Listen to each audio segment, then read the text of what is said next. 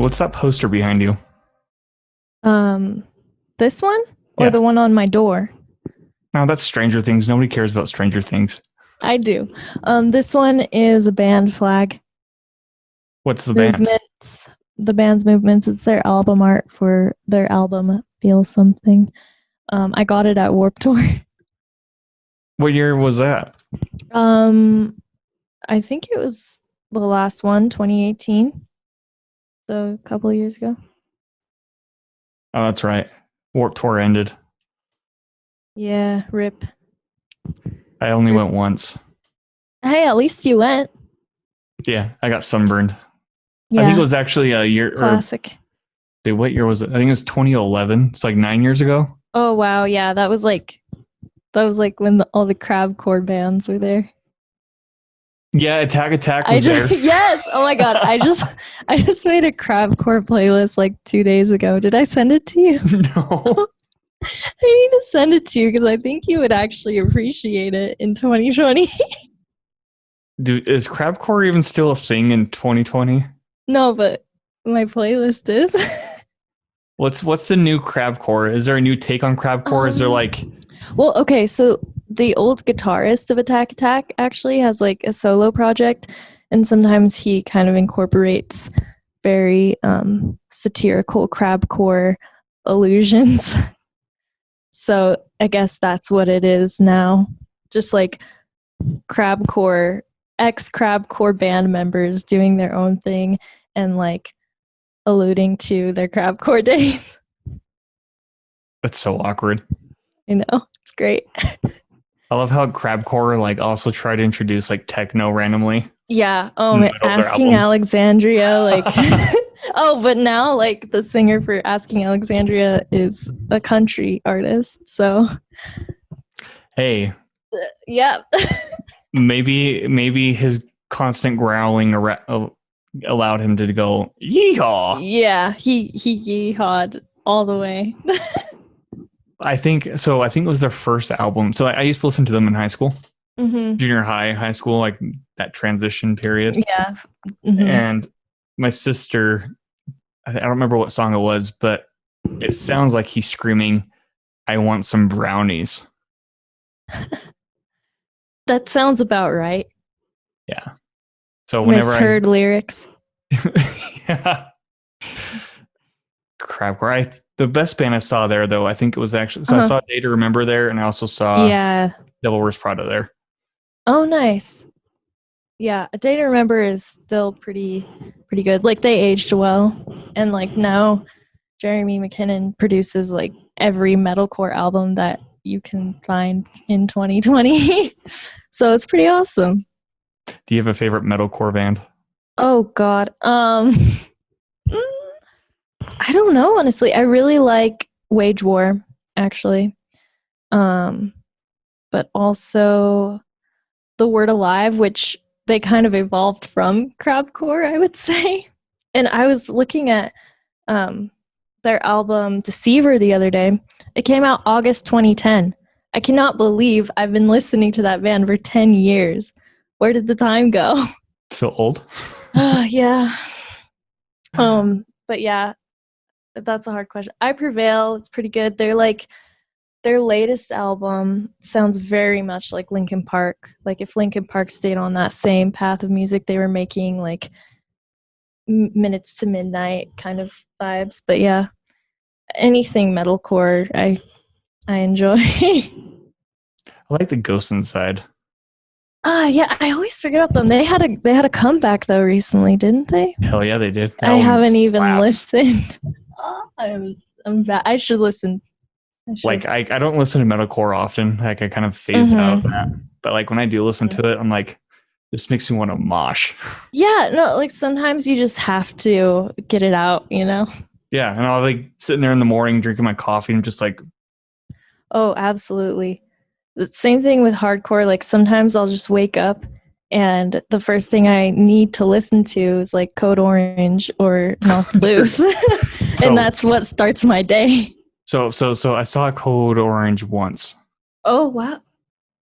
Yeah, at the Kilby Court. Oh, you were at that show? Oh my gosh. But it's because my my friend's band was opening up for them. Oh, okay. And so we went to go support them. We had no idea Mm-hmm. who Code Orange was. Mm-hmm. And then they started playing, and this guy was roundhouse kicking like everybody with like steel-toed boots. Yeah. And then Ugh. I actually blocked a punch to a girl's face, and my Good. whole arm went dead. And then her boyfriend got hit in the face, and he's like, "Get the fuck out of here!" And they did. And then my friend was just like shilling himself, and he's like, "Dude, I don't like this." I'm like, "Yeah, what the fuck? This is too hardcore for us." So Yeah, it can be pretty intense. Like, I mean, that's part of it, but yeah, that's cool. At Yeah. Kilby Court, especially. Dude, Kilby Court's fun because I Mhm. recently went there in February. Mm-hmm. Yeah, February Yeah, for that lines up. the Classic Crime. Mhm. And one of their opening bands, I don't remember what they're called, but they had not a mosh pit, they had a walk pit around that center pole. Wow. Yeah, and he's like, I want everybody to fucking walk around this. I think like if people got too into that, though, it would just turn into skanking. Oh, it was funny. It was fun. And then like he brought his dog on stage and like crowd surfed with what his the dog. heck? And there's crowd surfing there. I've never been to Kilby Court with crowd surfing because like the ceilings are so low, but people were in there just crowd surfing Yeah, and that's like what going crazy. it's fun to actually. All right, confession: I've never crowd surfed, but like just the idea of crowd surfing there. Like every show I've been to, there's been crowd surfing at Kilby Court, but it is kind of like terrifying because the pole is there and it's just small and low ceiling garage, but also that's part of it. That's what makes it easy, I imagine, because you can like get up pretty easily because you're crammed and there's enough people in there at all times. But it's starting to fade from my memory because I haven't been to a show in so long. Thanks, COVID. Yeah, man. But hey, how are you doing? Pretty good for the most part. Yeah. Yeah. How about you? Oh, I'm handling it, I guess. How's Con? Oh, poor guy. I took him to the vet today. Mm-hmm. And because he has parasites, Right. which is it's common. It's not like an uncommon thing in reptiles. So hopefully that helps him. Tomorrow I'm going to start his medication tomorrow, but I have to like sanitize all of his tank because he has one that's like hard to kill. Mm-hmm. So I have to like buy some new stuff and just throw away the old stuff because contaminated. Big project, but it'll be a good thing to do. Yeah, and he's my favorite animal. I know. He seems like a lizard or a reptile that you could really connect to. Oh, definitely. And he like sits in his like. Is he considered a lizard? Yeah, it's a bearded dragon. Oh, okay, yeah.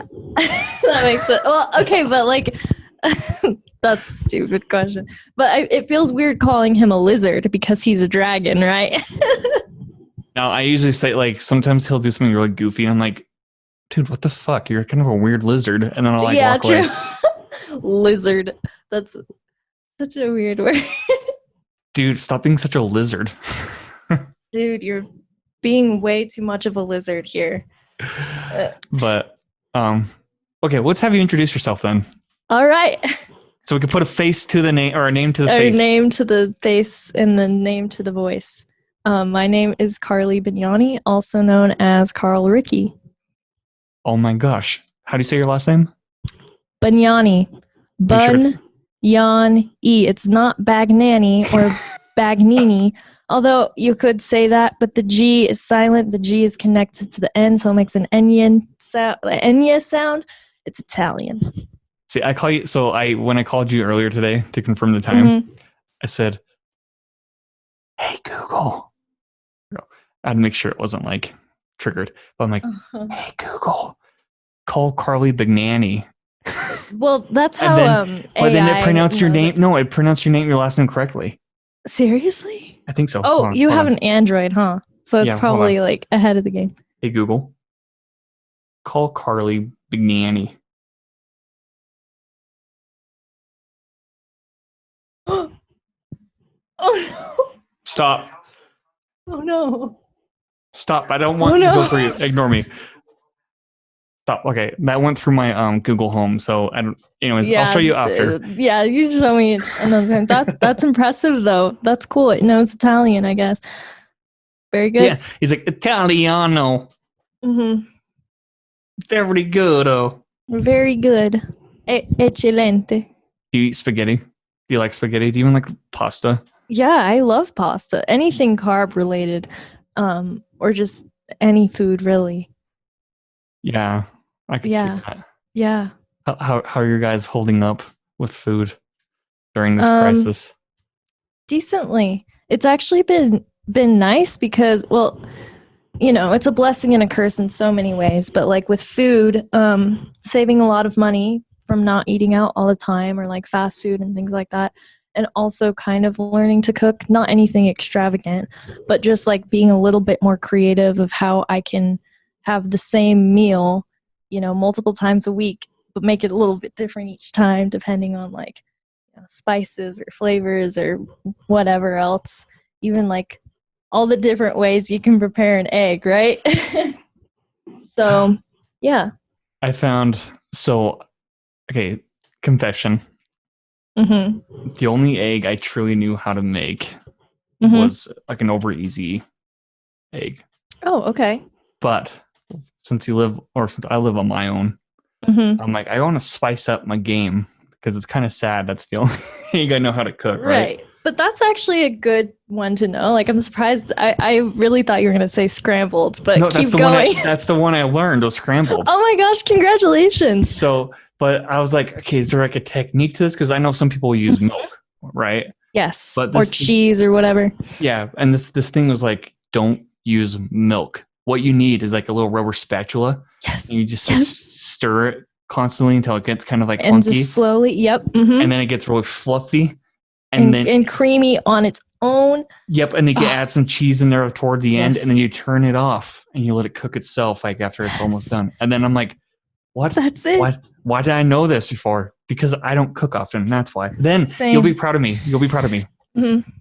I baked some salmon the other week. Oh, dude, that's good. That's a good thing to know how to make. I think it was ginger. No, yeah, maybe ginger salmon. That sounds really good.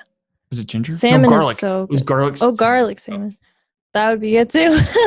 That's awesome. Oh my gosh. Yeah. So you understand that of like just kind of forcing yourself to cook, even like the most simple things, like, or what people think is simple. But for people like us who don't do that, it's like, I'm very proud of myself, even for just like making mac and cheese, but like adding truffle oil to it, like, yeah. It feels like for me, it is impressive. Well, I'm like, this is another sad thing. I don't know why I'm admitting all these like sad real life situations. I don't think it's sad. It's real life. But I didn't know. So I didn't know you can actually cook butter in a pan. Oh, so, yeah. Like to like act as the oil, right? For like scrambled eggs or whatever. Mm-hmm. And they're like, once it starts doing little bubbles, you just pour the egg right on top. And I'm like, what? I thought you just like spray Pam or whatever. And it's like a really specific flavor, browned butter. Oh my gosh, yes it is. It's so good. Also, with pasta. Do it with pasta. So and if you put brown sugar in chicken. Oh, what? Yeah, so if you put brown sugar on chicken and you also like smear it with mayonnaise. My dad taught me this. Mayonnaise. The mayonnaise will soak into it and make it moist. Oh. And then you can also I put butter on chicken when I cook it, but so you can do that too. But you can also put garlic and all that stuff and like onion powder or whatever. And then sprinkle some olive oil on it and then top it off with some like pepper and like mwah. Welcome to the cooking show with Chaz and Karl. Yeah. Today we're talking about quarantine recipes. Very, very basic quarantine recipes. Because like a lot of people, I've seen some people like make this like magnificent like platter, right? They're like, look what I made. Well, like some people make their own bread or whatever. Oh, cool. Yeah. Like my sister. I think another reason why it's always been so hard for me to get into cooking is because she is a culinary artist. So I am just, ashamed to make anything, especially residing in the same place as her.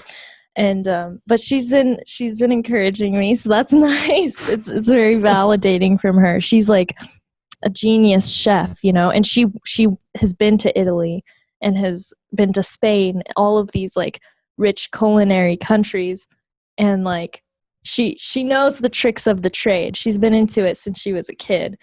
So And you it's and I are just like, intimidating. pizza. But we're like, yeah, pizza. Dude, I had Domino's yesterday. 3 slices. I was like, dang. Or maybe it was 2 or 3. But either way, I just caved. I was like, oh, I want Domino's. Why not Little Caesars? What do you have against Little Caesars? Well, Domino's is just close to my house. Oh, that's fair. Yeah. That's fair. Yes, that's fun. Okay, let's dive into this then. All right, let's do it. Now that I'm hungry. Just kidding, I'm fine. Miss Karlie.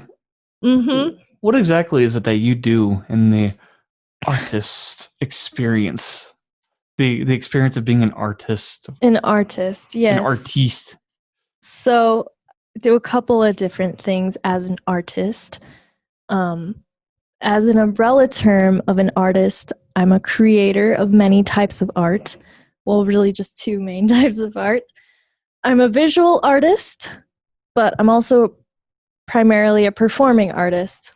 So I paint and draw and all that stuff, but I'm also a musician. I make solo music, and I also play in a band. And what's your band name? My band is called Miss King. Miss King? Mm-hmm. Miss King. It's a play on words, but kind of.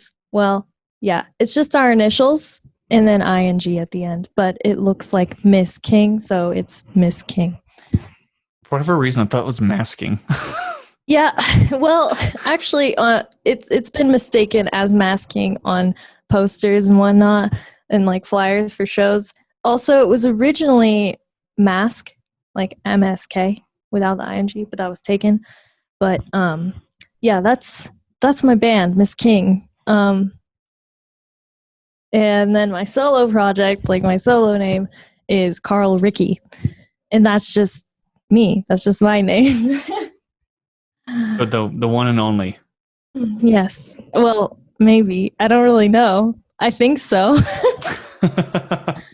And then I don't really have a name for my art. Just, I guess, also Karl Ricky or my name, Karlie.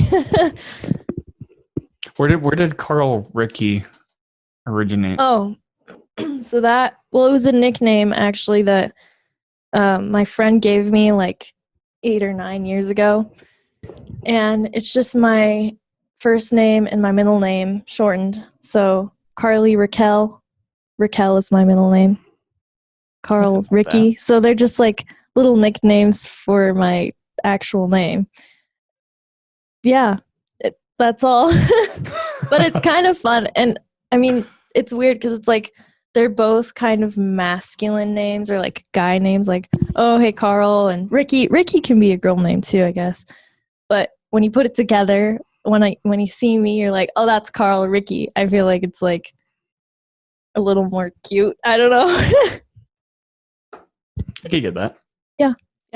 So and how long have you been doing music for? Oh gosh.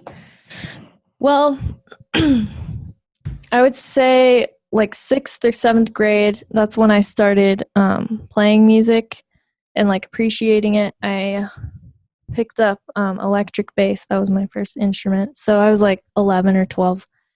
And then when I got to junior high, I joined orchestra on accident, actually. But I stayed in and was like, yeah, I want to learn an instrument. I was like, I could learn violin or something. And my teacher was like, oh, you play bass guitar? All right, you're going to play upright bass, like string bass, which was like bigger than me as a little, 12-year-old Karlie. And it's still bigger than me, but I stuck with it, all these years later. So, yeah, I kind of just got into it via school, and also my parents just encouraged me. They're not musicians, really, but they, got me into music, I guess. How did you join orchestra on accident?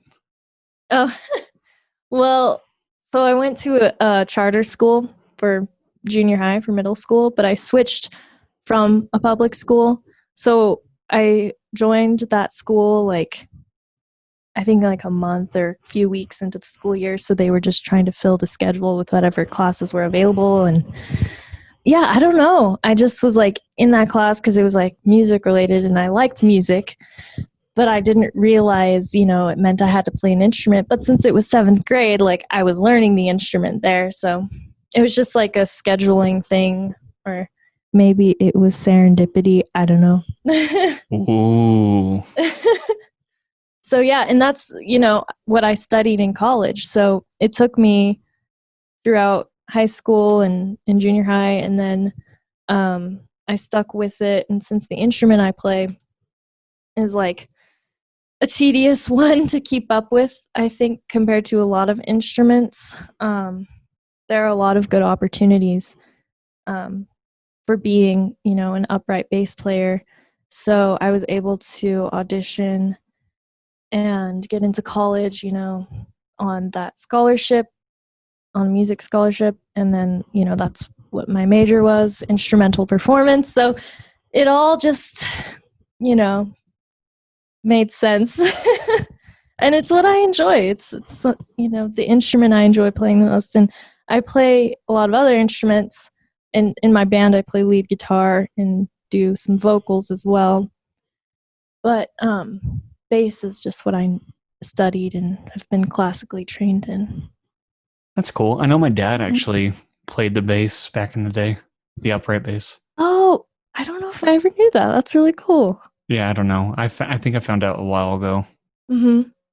One of those It's mini such things. fun. Yeah, it's kind of cool to find out about like who plays bass, because it's kind of a common thing to just be like, oh yeah, I did that in orchestra, or oh yeah, I was in jazz band. But it's also like pretty niche, and like you don't see that many bass players in an orchestra because like you don't need that many, like in a professional orchestra there's like 3 to 7 depending on, the arrangement. But yeah. So what would more bass sound like? It's like, let's say like the conductor is like, let's add 14 bass players. It would just be really like bottom heavy. Like it would be such a big, thick sound. Like you would feel it so much, and it would just overpower everything else. Because, sound, like the pyramid of sound, like start with the bass, the backbone. So it would just be very big.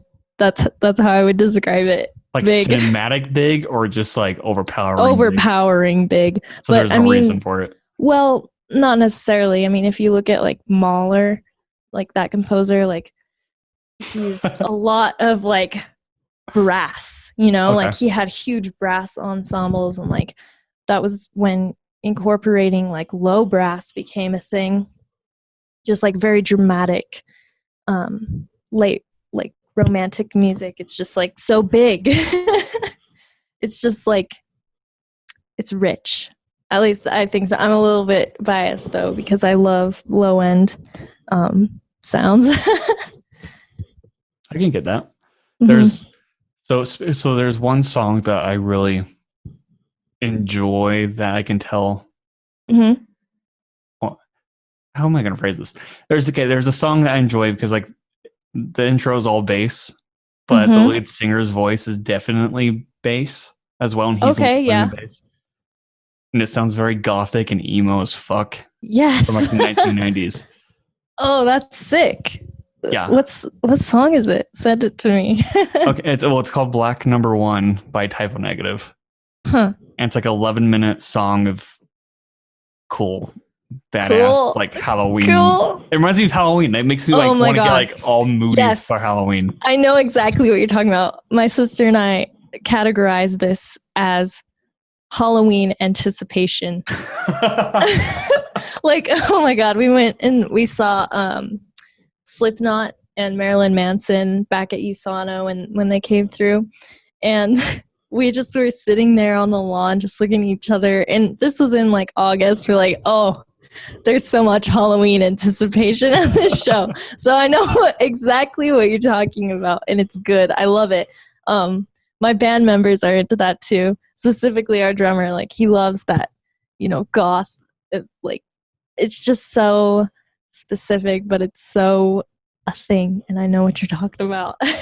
Yeah, it's like, you randomly listen to something or watch something, you're like, it needs to be Halloween.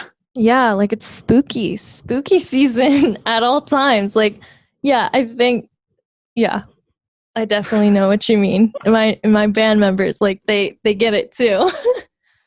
And Camille, my sister, gets it. Well, yeah, because she's Mhm. smart. She's smart. She goes to college. Okay, well, speaking of movies, or not Mm-hmm. movies, music. Music. I was thinking movies because like Halloween movie, Oh like yeah, and like I guess we kind of like mentioned cinema or cinematic soundscapes. sort of. Yeah. Is there like like what kind of music inspired you to move forward with pursuing music? Mm, um. Well, I was definitely like an angsty, edgy preteen, or I guess like early teen. But also, since I was in orchestra, I learned how to appreciate, or I started getting appreciation for classical music, and that's what I studied. But also, like we were talking about earlier, I really enjoy heavy music, like metalcore, hardcore, post-hardcore, pop punk, alternative rock, all of those like heavy genres per se. But like my first favorite band was Linkin Park. I mentioned them earlier. Slipknot, I just mentioned them. Breaking Benjamin probably was my favorite band like in middle school. Aside from Linkin Park, it's hard to like favorite them, list them in order. Incubus, so just like experimental rock stuff. And I don't know what it was about that stuck out to me more than like pop or what everyone else was liking, which I kind of listened to or somewhat enjoyed, but also since I was edgy and like rebellious, I was like, oh yeah, I'm gonna listen to this music that not everyone else likes or only a certain type of person likes because I like Hot Topic, So that was like what got me into it. But then like I guess I got into the subgenres of like pop punk and things like that. So like currently the bands that inspire me are like still those bands that I'd mentioned, but also like Dance Gavin Dance. I love them. They're probably my favorite band currently. And also like Knuckle Puck and Movements like The Flag. Just like alternative rock as the umbrella. But again, I have a classical music background, so I can understand music in that kind of way as well and appreciate any genre by now. It's just like, I guess what pushes me forward is that kind of stuff. But depending on the day, I could be listening to, like Sufjan Stevens or some sort of like sad boy, like softer kind of music. And I think that pretty stuff is really nice too. When did you start trying to write music though? Oh, I didn't start writing music until, well, I kind of toyed around with like writing poems and lyrics when I was in junior high, so like 14 or 15, but like it wasn't until high school, like 15, 16, that I was like writing songs. And I got into singing around that time too. And I think like what got me into singing, it was weird though, because I don't really listen to many like female vocalists. I mean, I guess like Paramore would fit into that. But I took a lot of my vocal inspiration from Breaking Benjamin Burnley, who has this really rich kind of lower, maybe like baritone voice. Yeah. But I just loved how like rich his voice was, and so I kind of emulated that. And the song structures, I just kind of followed like theirs, and Linkin Park's like just classic verse, chorus, verse, bridge, chorus, outro kind of thing. So yeah, that was what I latched onto, and that's what I wanted to do for some reason. I don't know. it just got me through stuff. So, what was the first band that you saw live? Linkin Park.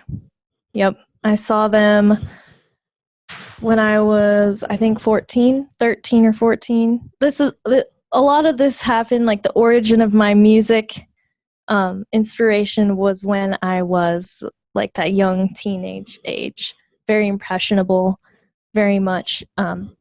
That's when, you know, you're so intrigued by things that's all you want to do. That's all you want to like listen to, watch, consume, because you're just at that age. So, yeah, I was Linkin Park. That was the first band I saw. I've wanted to see them. Yeah. I saw them again. I saw them twice. I'm very lucky that I got to see them, you know. I saw them again at Warped Tour, actually, in California. They just had like a pop-up show or a pop-up set. And my sister was there too, so I'm glad she got to see them too. You know, sometimes I'll listen to them again. It took me a while to get over it, you know, when Chester passed and all that. But like, they're still like very influential to me. I won't deny it. I was ashamed of it for a little while because like they're pretty much like, I don't know, like everyone knows them. It's like, whoa, really? That's your favorite band? I even have like a Linkin Park tattoo. Like, but I own it. I think it makes sense if you know me. So my first kiss, I think I was like 8th grade. Mm-hmm.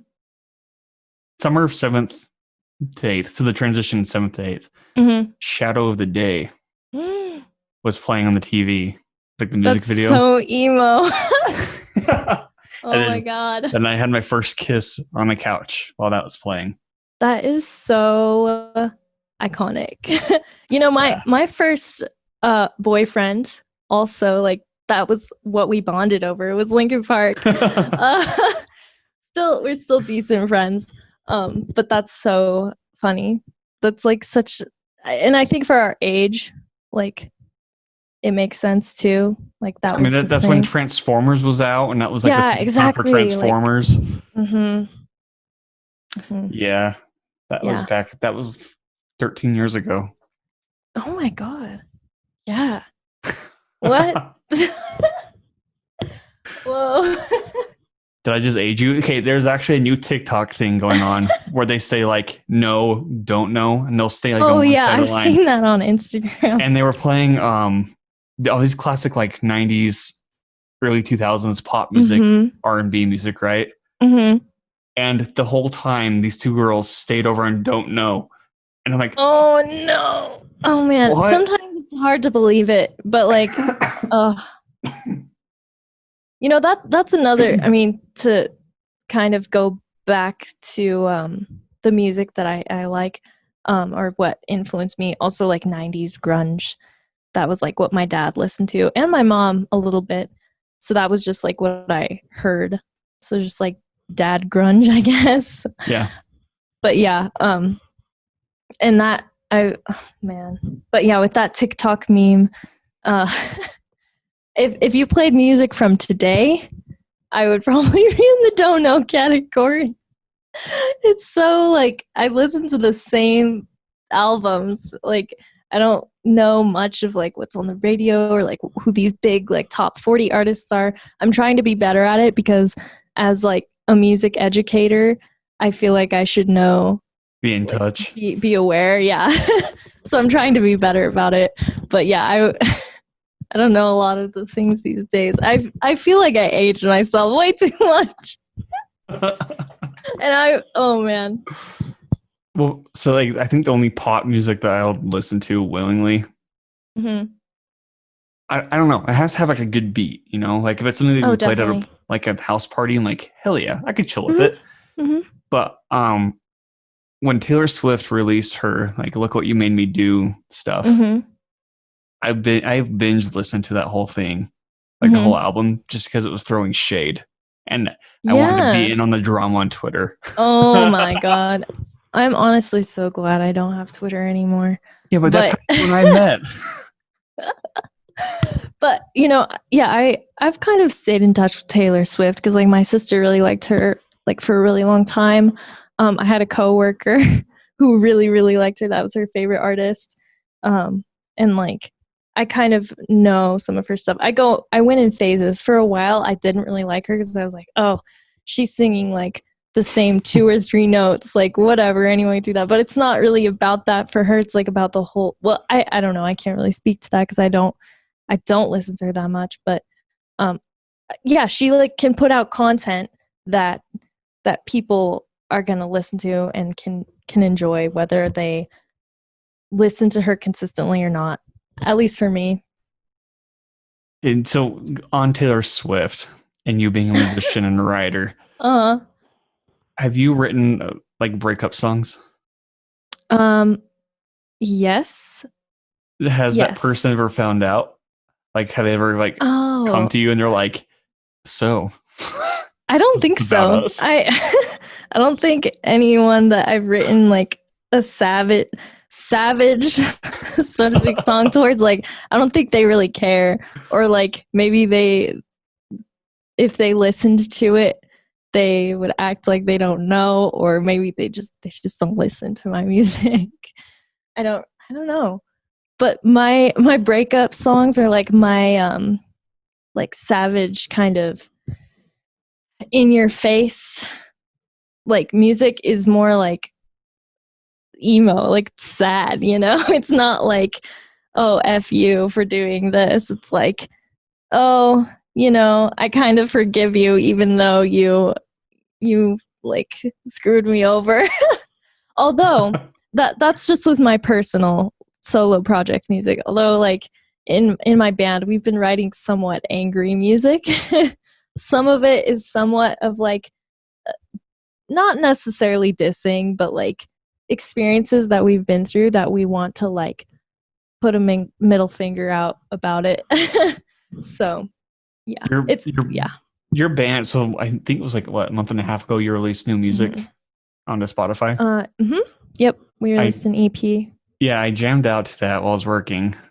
Hell yeah. And it reminded me of Sonic Youth. Huh. Which is like, I like Sonic Youth. I can't say that I've really listened to that.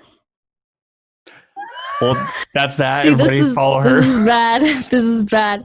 I definitely know the name. I believe like they've come up, on a radio that I'm just like, I'm doing some house chores and like I'm listening to it on Spotify. I'm like, it makes me stop and look, but I can't tell you like a name of their song. Guitar Hero had one of their songs. That's how I know them. That might help. I'm going to listen to Sonic Youth after this, okay? Yeah, no, it's not bad. It's not bad. Yeah. Like, I mean that as a whole compliment. Like, thank you. Oh, and I take it as such. Like the fact that you can compare my band or like relate my band's music to something that's out there that is, a name that I've heard of. That's a huge compliment. I'm glad you can make connections with it. That's cool. Thank you. Well, I think, are these things still around? Yeah, this was a rock band that formed in 1981. But they became really big in the 90s. So the fact you mentioned like 90s grunge music, I mean, that's the era that like they kind of like popped up.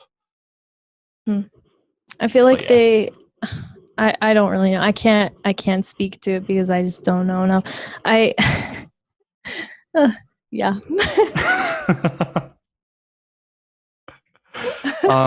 Okay, well, so let's jump to Twitter because that is how you and I know each other. God.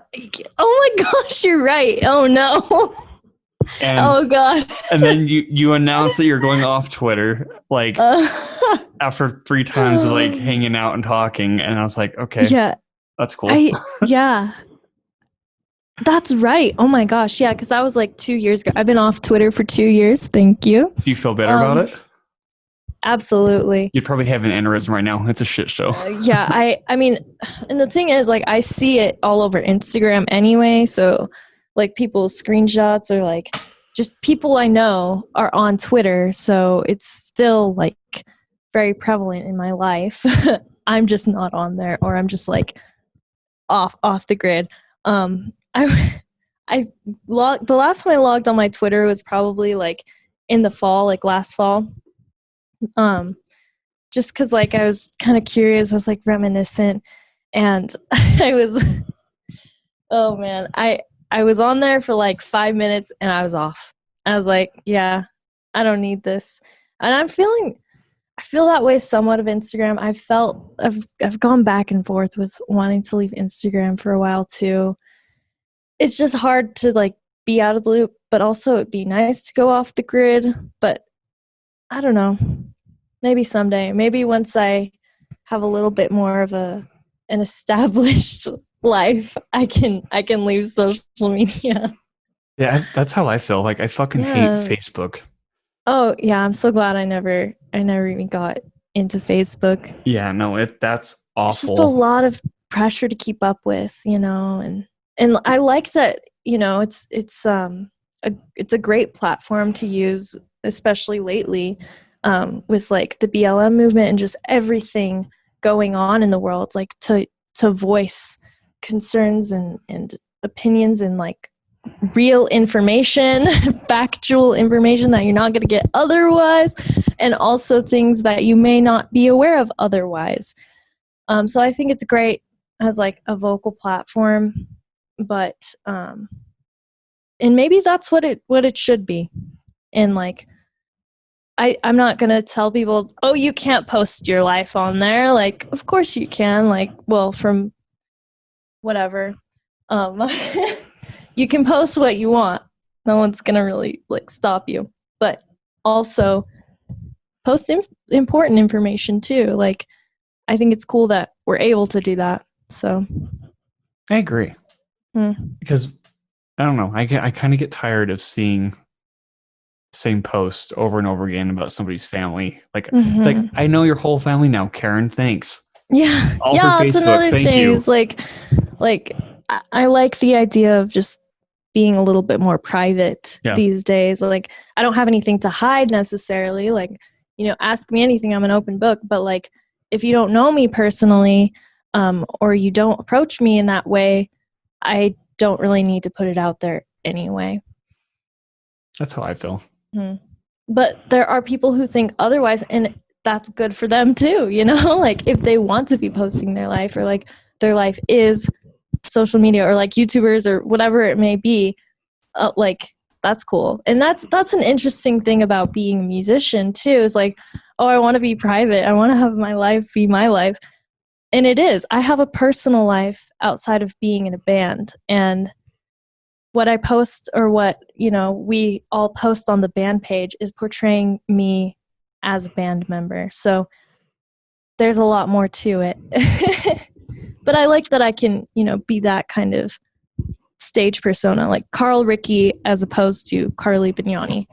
Also because of the career field I'm going into, being a teacher, I have to make those separations from my profession and like, or from, I guess, both of my professions. Are you going to be a teacher now? Yeah.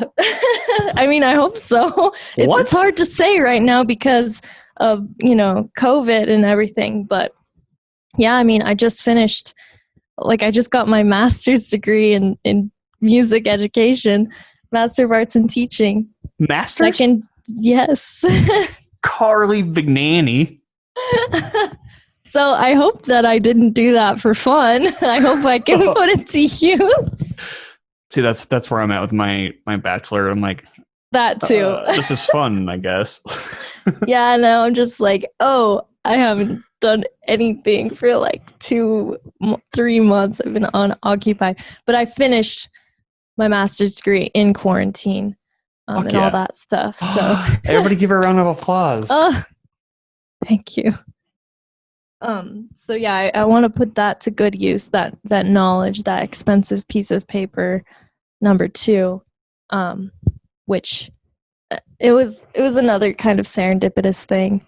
But, as a musician, for some musicians, it's somewhat of a responsibility to pass on that knowledge. Like, that's where we get a lot of, like, a lot of music, and a lot of that information has been lost based on the Western classical canon that we are taught. But, you know, there are some teachers out there, music teachers, who want to go beyond that. Hint, hint. But I do, appreciate the traditions of music education, and I want to be a part of that. And I like sharing music with youngins and with oldins, I guess. But yeah, teaching in general is something that I really enjoy. That's so cool. I feel like you told me that you got your master's a couple weeks ago. Yeah, I don't know if I told you what it was or like what I studied anyway. I don't know. Sometimes when I get really proud of people, like when I like randomly send a message, I'm like, congratulations, right? Usually it's because like it's a Friday night and I've had some stuff to drink. Yeah, such as when we decided to finally feature me on your podcast.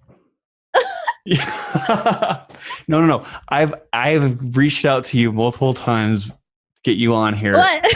And then you and Karlie or you and Camille were like, yeah, we'd love to, but school's busy. Yes, like, okay, and it was before COVID happened. COVID, yeah. So, yes, I recall, because you wanted to have us like build. I don't know where she is, but anyway, yes. Because I have like, I don't know, I like the in-person stuff, like talking. Yeah, absolutely. But this is cool because then I can record video and post it on Facebook and YouTube as well. Yeah, this is kind of a fun way to do it. Right? It's interesting. Yeah, I want more people to go on your podcast. I was telling all these people, I was like, yeah, I'm going on my friend Chaz's podcast. You should go on it. Because like I before I even like have been sitting down talking to you, but I don't know, podcasts are something I guess I'm just now getting into anyway. Just like, yeah. Podcasts are fun. I think they're fun. I do another one. Oh, I sent you the other one on every Friday with me and Patrick. The Gaggle of Geeks. I'll just shamelessly plug that in. Yes. I send it shamelessly. It's a fun podcast. Shameless plugs. I feel like that's what this has been. Yeah, that's why I did it. Attention off me. Attention now on Patrick, who's like non-existent in this conversation. But also, you should do like, I don't know. I appreciate you coming on though, finally. And I know. Yes, thank you for having me. The scheduling tonight was kind of dependent on some factors, unseen circumstances. And then, of course, there were technical difficulties, which we resolved. Yeah, because apparently you don't know how to turn on a camera. I don't know anything about technology, dude. Like, oh man. See, I feel like I'm just an old soul. That's all. Technology's fun. Yeah, I guess it's scary. Okay, let me ask you a question then. When you go on stage, are you more nervous for like orchestra performances, or are you more nervous for like the intimate, like just your band members and like a crowd where you can actually look out to people? Honestly, are you even more nervous for your solo stuff? Okay, so with those three in mind, the most nervous is definitely orchestral performances.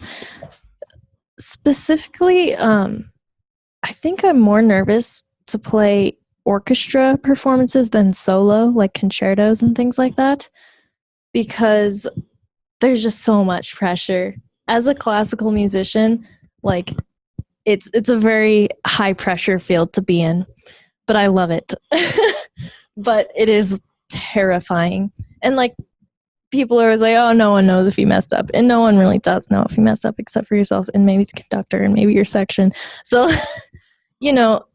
it's not the end of the world, but it's a high pressure to like perform something that is so standard repertoire, or like it's an honor as well, in my opinion. And then with solo stuff, I know that if I mess up, it's a lot of pressure. And I guess the nerves only come from if I mess up or not necessarily the audience. I'm not I'm thinking about the audience because I'm like, hey, I want to make some music for you and I hope you enjoy it. But it's more of a personal thing of being nervous. But it doesn't feel like as much pressure because it's only myself that I'm letting myself down the most. There's not a whole ensemble behind me, and the accompanist is going to forgive me for it. It's myself that I have to forgive the mistakes. So that's nerve-wracking. As for performing contemporary music, like with my band or my solo project, it's kind of a similar experience where it's a little bit more nerve-wracking with more people on stage. And intimate shows can be scary when there are only a few people. You can look at every single person in the crowd, but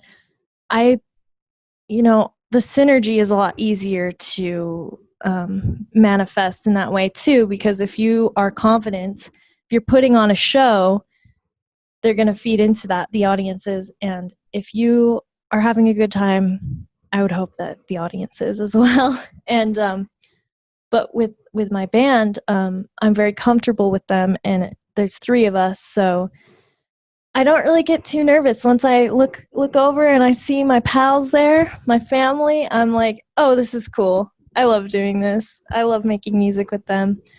And when it's me solo, I usually have a backing band unless I'm doing acoustic.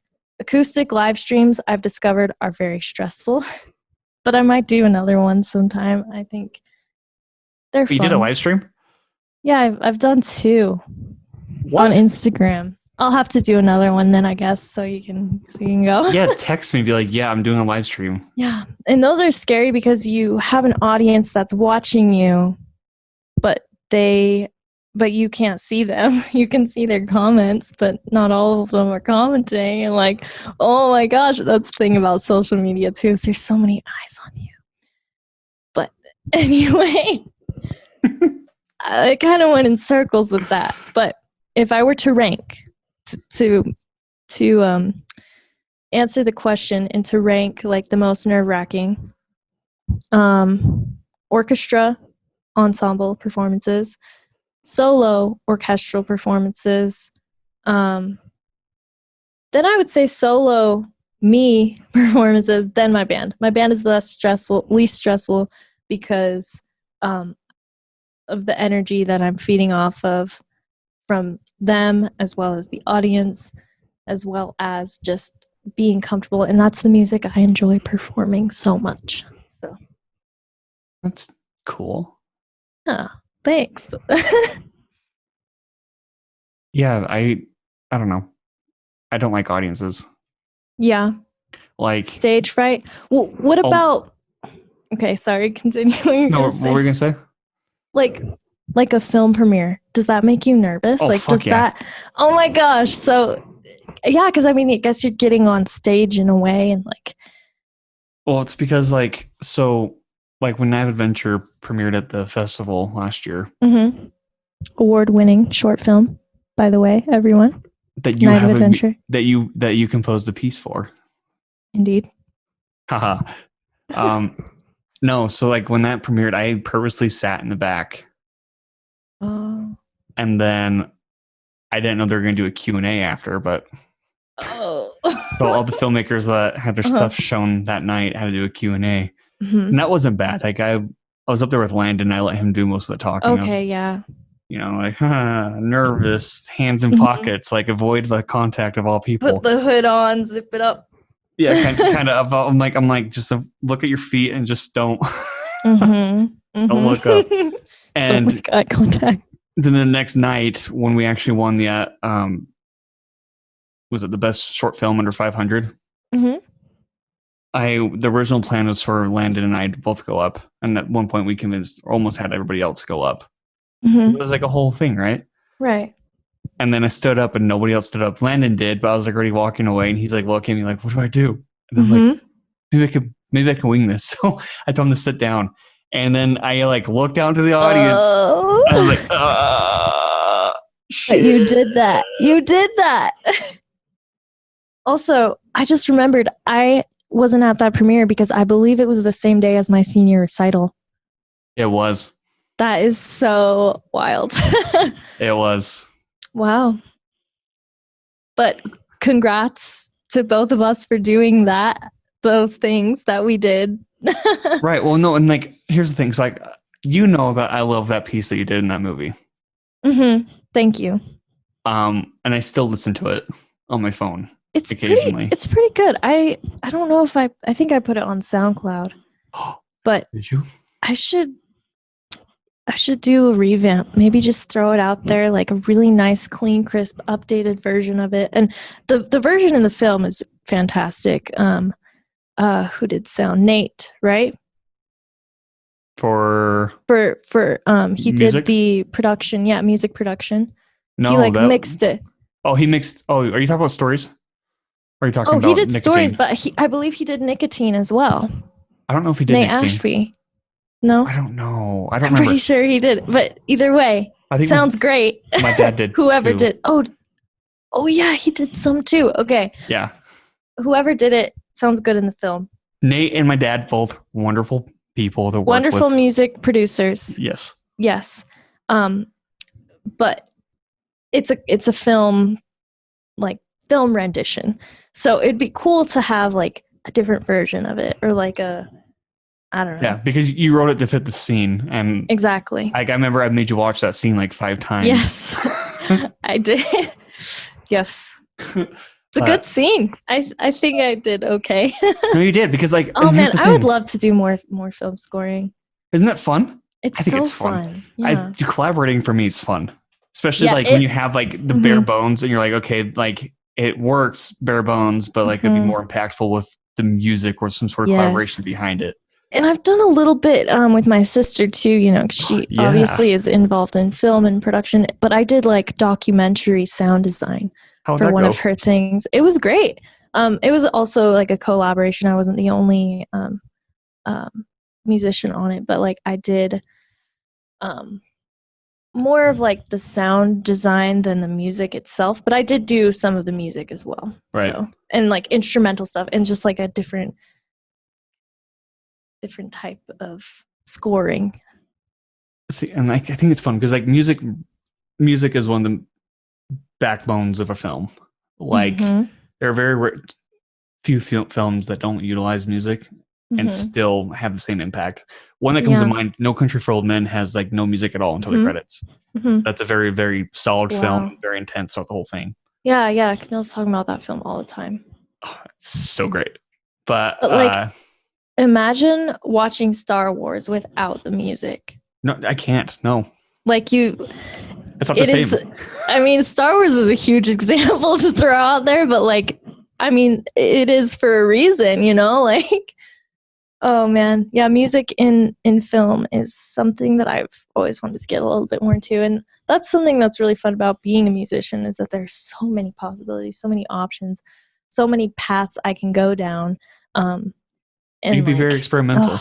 Yeah, and like it's like, oh, which one do I do? But like I don't have to choose. Like I'm doing all of it. I'm a rock star. I'm an educator. I'm a film scorer. Not really, but I'm getting there. And it's fun to just dabble as well. Yeah. Okay. So when you are making music, are there any times when you kind of like doubt yourself? Yes. I don't know why I was hesitant when I said that. Absolutely. You're like, right now, actually, no. Yeah, pretty much. How do you handle self-doubt then in that sense? I've gotten pretty good at moving past it. I think just mind over matter, mindset, growth mindset. Like, okay, I'm not like, so for like writing songs, for example, if something's not working in that moment, I have to stop, take a breath, try it again, or put it aside, move on. But I don't know. I guess I kind of just trial and error. And I don't get too caught up in the self-doubt. It can be frustrating. Creating things can be very frustrating. But the biggest thing that I do to get past it is to walk away from it for a minute. Not to avoid it, but just to look at it from a different perspective. And sometimes to see something from a different perspective, you have to take a step back to see the bigger picture. interesting metaphor to use in that sense, but it's true, like, or listening to it in a different way. So I don't know if this is the same for you, but sometimes sleep helps me solve issues with like writing or with films.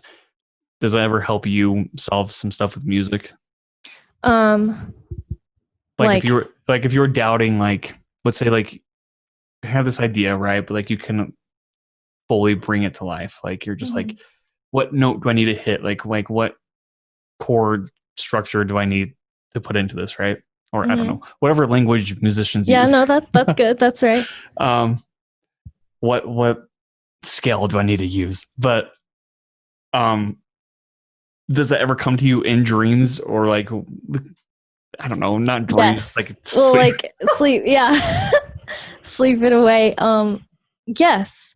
Sometimes I do dream about like songs or like writing songs, but then I can't remember them or like what exactly it was or like what the melody was. But just like things happening or manifesting overnight, like that's totally a thing. Like if it's not working today, it'll work out tomorrow. That kind of thing, I guess. It's not as concrete as I think you may have been describing it.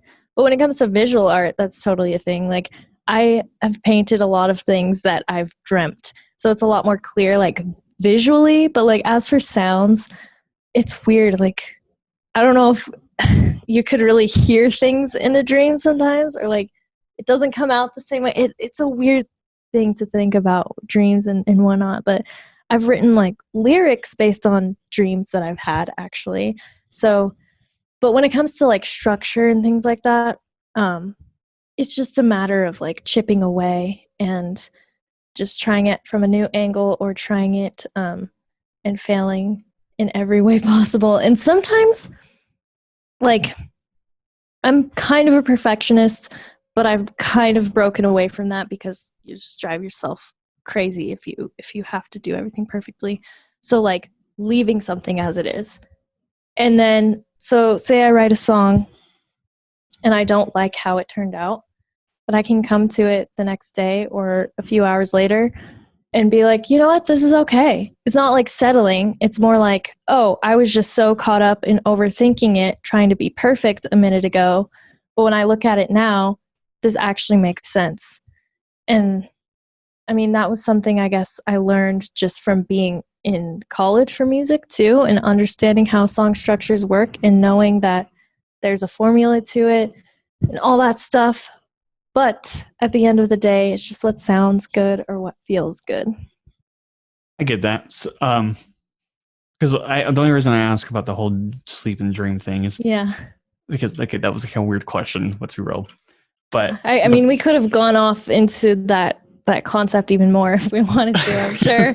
I just don't know if I wanted to go down the rabbit hole, but tell me what else about it.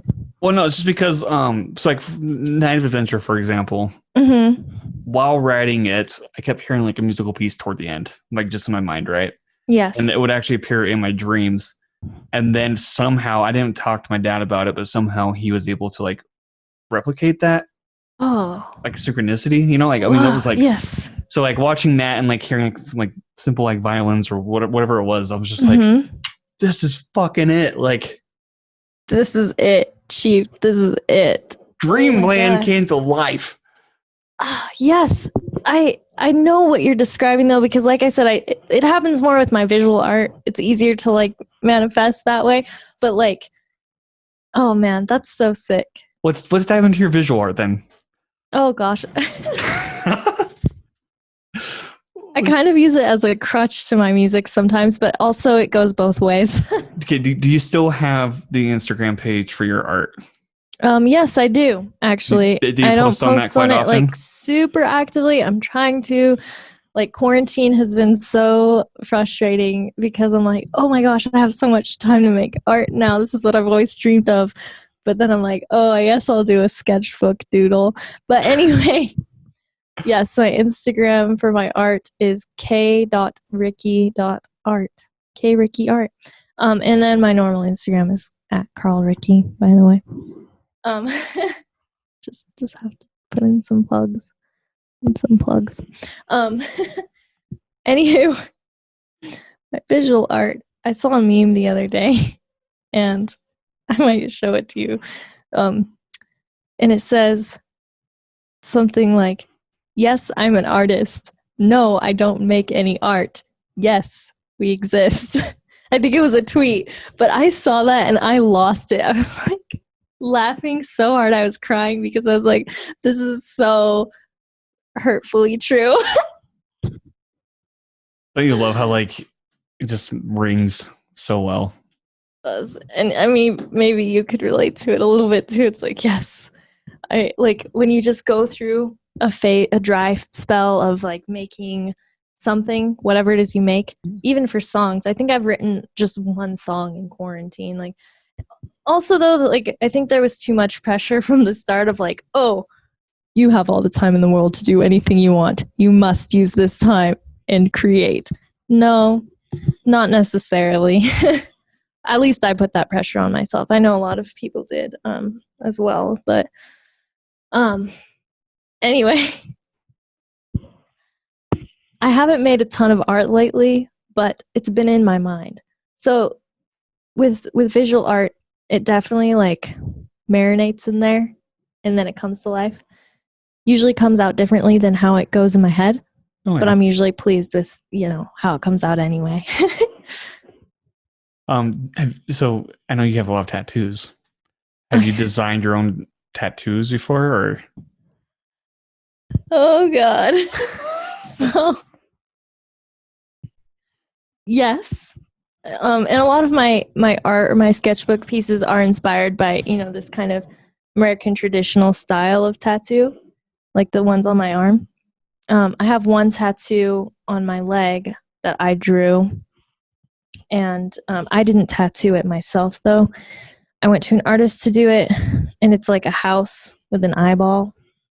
I drew that one, but all of my other tattoos are based on what the artist has done, except for the one I gave myself the other day. You give yourself a tattoo? Yes, I did. Finally. I do not recommend it. I'm not a tattoo artist, and I'm sorry to all of my tattoo artists. It's so small. It's very tiny. It's on my ankle, and it's a hand-poked tattoo. I actually have some professional hand-poked tattoos as well by my friend who I actually know from college. But anyway, this one that I did, I'm surprised it took me that long to give myself a tattoo, honestly. Tattooing is something I've always been interested in, but I think I'm more of a collector than an artist. Like maybe as a future, it's a huge commitment. It's a huge, like you have to know that that's what you're going in for. And for now, like I know that I'm meant to do other things. So, but it's something I would like to learn someday if it comes to that. We're stuck in quarantine for another year. Yeah. Well, I mean, tattoo shops have had to fight to reopen and things like that. And, artists have like had to take a lot of extra measures as any, business or things like that. But I'm glad that they're not completely out of their job. Yeah, I got my tattoo right before COVID hit too. Yeah, that's right. It was like and 2 you weeks just before have that COVID. one, right? So far. Yeah. I like it. That's a good angle to show. Oh, there it is. Yeah. Oh, it healed really well too. Oh yeah, it did. I don't know if I could show. I'm not going to show you the one I did because it's not all the way healed. It's almost healed though. It's just 4 little lines, except they're not really lines. They're like squiggly. It's not as bad. It's not as bad as it. Oh, hey, that's a cool thing to think about. It's not that squiggly. Don't worry. But yeah, as for like designing tattoos, I've designed tattoos for other people too, or like art that they can show to their tattoo artist as a reference, that kind of thing. And it's really fun. It's cool to see like someone that wants my art or art style on them. It's very, very cool. That'd be really cool. Like, what if you I don't know, like what if you sold prints and then people are like, oh yeah, I want this. And then you're walking around in public and see that exact thing that you drew in somebody's arm. Yeah, I would be honored. And if I sold a print to them, like, well, prints, I guess, are different than like selling an original design. If I'm selling an original design, I know that like I'm giving you this design, so I'm giving my rights to it, but also I know that I made that art. If it was like a print, like a mass stock of art, I might be a little different. I don't think, personally, I'm very chill and easygoing with that, so I wouldn't be offended, but I know a lot of artists would be like, what? That's my art. Why did you get it done by another artist? You know, like, it just depends. But for me, like, I mean, I would be pretty honored, like, whether or not I had the credits. I don't think it matters at this point, unless, like, I was actually talking about this concept the other day to my bandmates, but like, if I did a piece of art and then I didn't sell it to someone, but like they used the design and started making money off of it, that's a different story.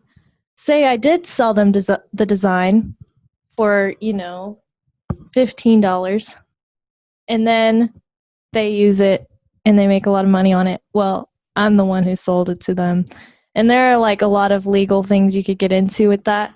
But contracts will save lives. Yeah, exactly. And same thing with music and like being affiliated with like rights organizations and copyrights, all that stuff. With music, covered there.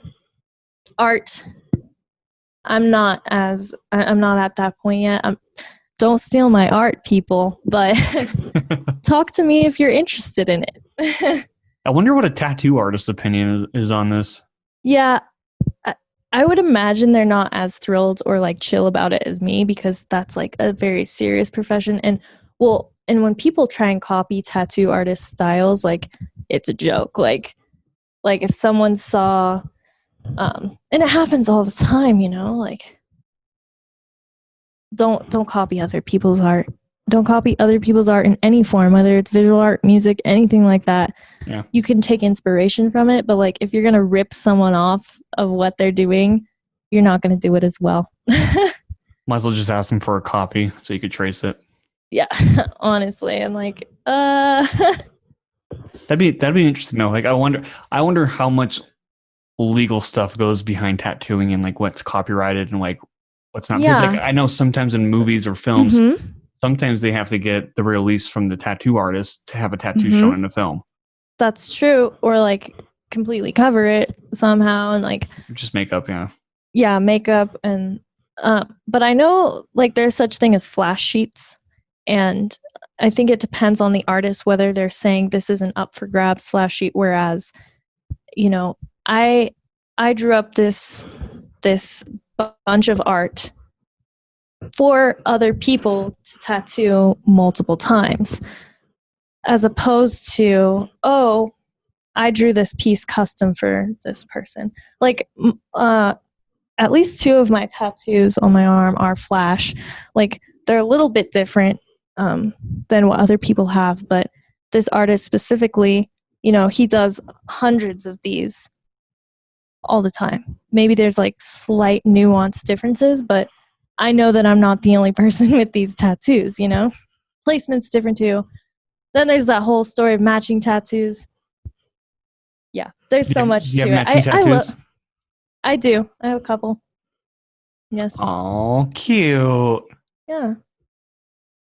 I don't have any. My I don't sister, plan on getting any. Wait, does Camille have a tattoo? Yeah, she has a few. What? Yeah, dude. No. I know, she's just a baby sister. She can't have tattoos. Well, saying that, like, I just thought that, like, that wasn't her thing. I don't know. Oh. Well, hers are like slightly different than like stylized than mine. So, but yeah. I had no idea. Yeah, ask her about it. Yeah, what the hell? She can like send you a Snapchat or something. But she I don't know. She got her first tattoo like 2 years ago. Maybe 3. Yeah, I had no idea. I thought this whole time she was like, I don't know, like the golden child where like tattoos weren't her thing. It is kind of silly to think about like, oh yeah, she's a business major. She's like very clean cut. all that stuff. But who says that tattoos can't be clean cut business major? Who says that tattoos can't be clean cut teacher? You know? Honestly, I think tattoos. Well, I mean, I hide my tattoos when I'm teaching, but like. Right, but like, I think having a tattoo shouldn't stop you from getting a job. Yeah. Like, what about a lawyer? Like, what if lawyers are tattooed up like all beneath their business suit? Yeah, some maybe, and doctors and things like that. A lot of it, and it's becoming more popular, I think, with like our generation and things like that. Or I guess your generation and my generation. I'm like, yeah, you hold on. I'm not the Tide Pod generation. That's you. Am I? I don't know. I'm on the cusp, man. I was born at the beginning. You want to be a millennial, but you're not. I know. I was born in January at the very end of the millennia. Your generation's the one giving my generation a bad name. Like whenever like honestly, yeah, Tide Pods pop up, these people are like, damn millennials. I'm like, that's not even us. Like we're smart enough to drink bleach. Oh my god. I had to lean out of the frame because I killed her. She's dead. I'm fine. I'm here. I'm good. Oh, wait, you were born in 94 or 95? I was born in 94. 90. Oh my. That's like you're 25, right? Yeah, I'll be 26. Oh yeah. Okay, yeah. My boyfriend's 95. Yeah. It's an interesting generation, I must say. What school did he go to? He went to the U, but he went to he's from the other side of the valley, man. But like, what year did he graduate high school? 2013, I think. We're the same age. Okay. Yeah. I want to know if I know him. We'll talk after this. Yeah. I don't think you do. You might. I think you should be on your podcast, though. Convince him. Have him reach out. I will. Also, tattoo artists. I'm interested with that tattoo thing. I want tattoo artists to come on too. Oh yeah, that would be great. Yeah, because I can only say so much about it as someone like who appreciates tattoos and collects them and has a really bad one that I gave myself. But yes, I should reach out to my tattoo artist friends. Yeah, I thought about reaching out to the one who did mine. Yeah, you should. But I think you follow him on Instagram. Oh. Maybe. I follow a lot of tattoo artists, actually. Musicians, tattoo artists, visual artists, all that stuff. That's like, and dogs, like cute dog accounts, cute animal accounts. But I'm glad. It's like the one who did mine. We actually talked about Star Wars. Oh, nice. Like his whole sleeve is Star Wars. And dude, that's so cool. I'm like, is the ultimate question going to be asked, which is, so what'd you think about The Last Jedi? Oh, no. Like that's the question for Star Wars fans now, right? Mm-hmm. And the way he said it, I'm like, oh no, is he going to screw up my tattoo? Because I was like, I loved it. And he's like, oh yeah, I didn't like it that much. I'm like, that's cool. You're like, okay, the end of conversation. No, he's really nice. He's a really cool guy. I did it at the tattoo, what do you call it? The tattoo expo. Oh, you were at the convention. Yeah. That's right. We were there the same day. I got this one at the convention. I have a couple from conventions from different, like, here's artists, whatever. But that's so crazy that we were both there. Yeah, we didn't see each other. Yeah, because it's a huge convention. And also we were probably getting tattooed. So yeah, I got mine at like 7. It was fun. That was so fun.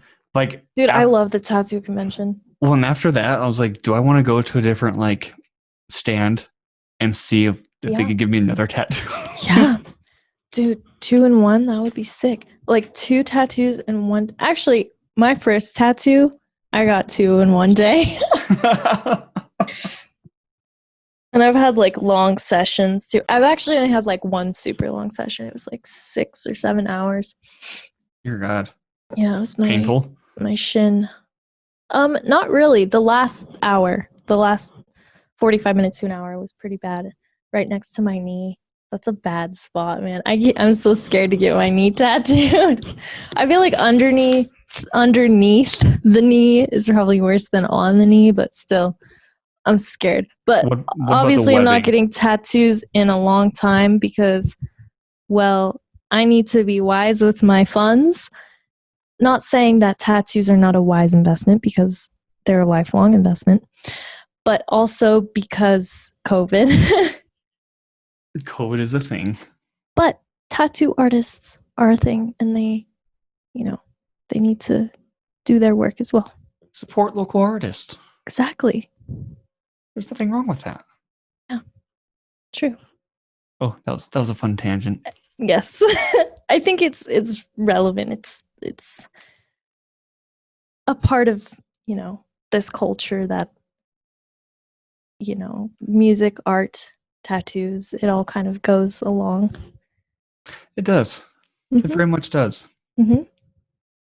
I wasn't surprised. So, like, when I first met you, I wasn't surprised to see that you had tattoos all over the place. Mm-hmm. I was very surprised by your height.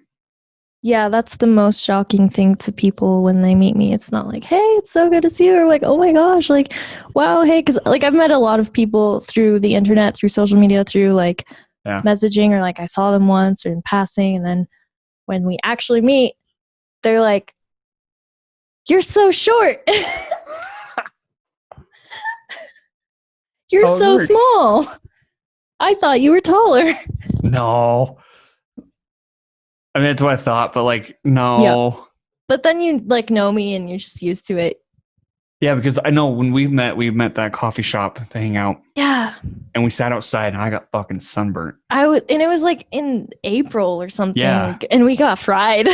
Yeah, we did. Yeah. And man. I remember I went home after that to do a vlog about, like, a haunted ghost experience, because I was like doing that then. And that was like the last vlog you've done. That is. And my eyes look super dilated because, like, being out in the sun all day. Oh, and man. Somebody thought I was high. They're like, why are your eyes all black? And I'm like, what's going on here? Sunburn. Like, I mean, seriously, I was out in the sun till like 2:00 in the afternoon. Yeah, it was high noon. And then I was also wearing my flannel, which was really fucking hot. Yeah, I think I was wearing like a leather jacket or something, but I was like, I gotta take this off. That's when you're like, oh, you have tattoos. Oh, man. And another thing that shocks people is, like, my stretched ears, because, like, they're at a point where it just depends on which jewelry I'm wearing. It doesn't even look like they're stretched ears. It just looks like big earrings, I guess. But I think, I don't know, it's something that, again, you just get used to right away. Okay, now here's the question. Mm-hmm. You know a donut hole, right? Mm-hmm. Are those bigger than a donut hole? No. Definitely not. They're very small compared to a donut hole. So, like, if you took it out and put it in the middle of a donut, it wouldn't fit right in.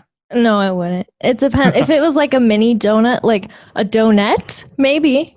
Like, like those Hostess donuts, like the tiny ones, the ones that come in a bag. Wait, hold on. Is it pronounced donuts? Yeah, it's like donut, like a very like petite donut or whatever, like donut.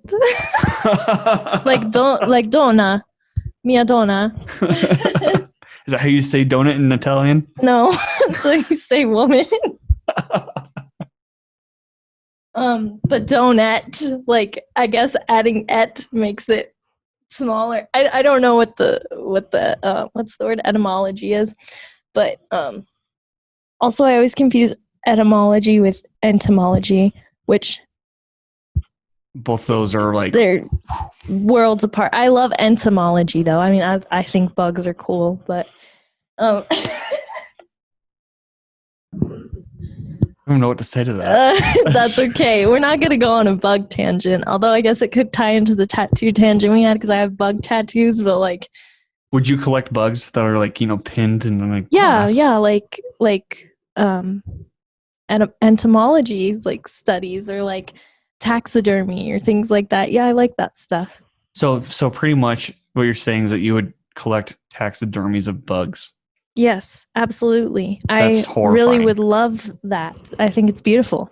What about, like, have you ever seen a tarantula shedding or molting? I've seen the molt. I don't think I've watched the process. It's okay. There's some cool YouTube videos. I don't know. There's this guy that I watch on YouTube who tries to take care of all these different species of spiders. Mm-hmm. And he tries to give them water. And his commentary is funny. Okay. It's his commentary that I'm like there for, right? I hate spiders with a passion, but like hearing his commentary, a lot of people do. Yeah. Sorry, everyone with arachnophobia. But he was showing a video of like the spider molting, and like you can see its fangs, like just like because it was laying on its back trying to like shed the. No, I'm good. Yeah, that sounds kind of gross. And here's the thing too. So like bearded dragons. So like I have a bearded dragon.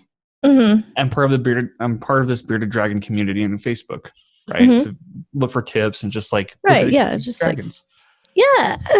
Some of these people like to keep the sheds and make jewelry out of it, and I'm like, stop, please stop what you're doing. To each their own.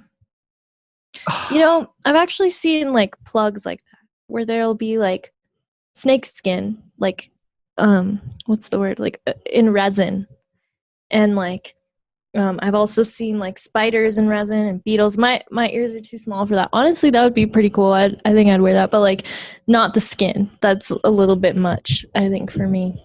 So you wouldn't want to put like a tarantula molt in your ear? No, not the molt. No, not a tarantula. It's too much. It's too big.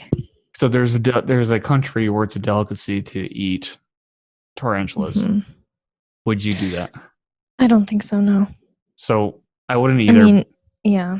I wouldn't either. But this kid, gotta love YouTube, posted a review video of ordering. I think it was like freeze dried tarantulas. Mm. And he did a review of what it tasted like. And tasty. You could like hear it crunching, and he's just like eating it, and you see like the fangs on it, and he'd break off the fangs and just eat it. And he's like, "Oh, this tastes like chicken." He said chicken at one point, and I'm like, "No." Ew. Here we are going on a bug tangent. Oh God, eating bugs, that's a different story. I mean, if it was like a different type of bug, perhaps. Actually, yeah, I have eaten, I've eaten an ant before, like a big, giant ant. Because like in Colombia, that's what they do. I forgot what they're called. It starts with an H.